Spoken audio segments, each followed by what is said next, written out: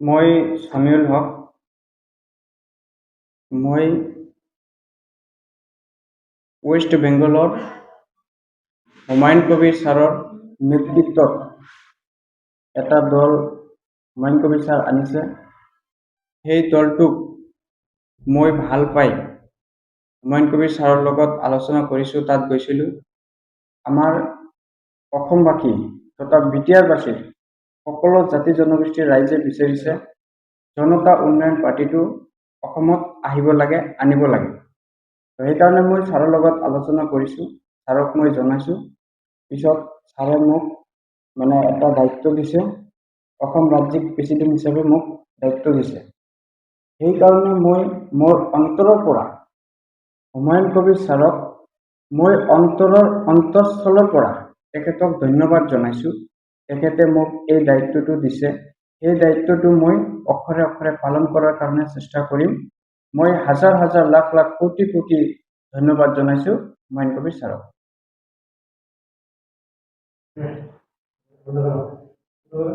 কিবা আমি হুমায়ুন কবিৰ ছাৰৰ লগত আলোচনা কৰিছোঁ।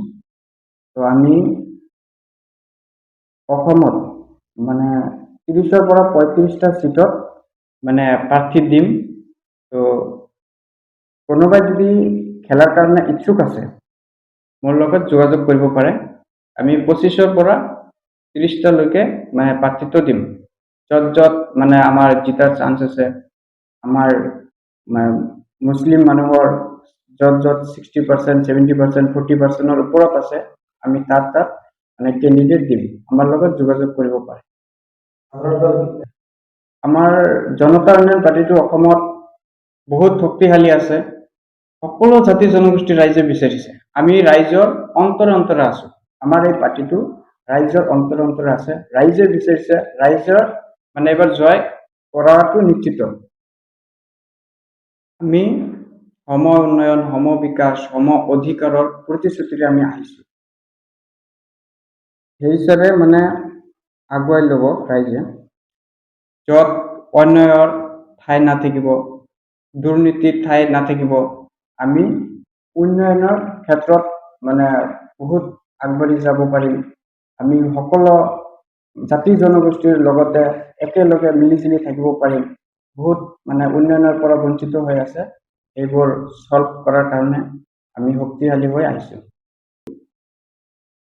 এতিয়া আমি এইটোৰ বিষয়ে একো নকম।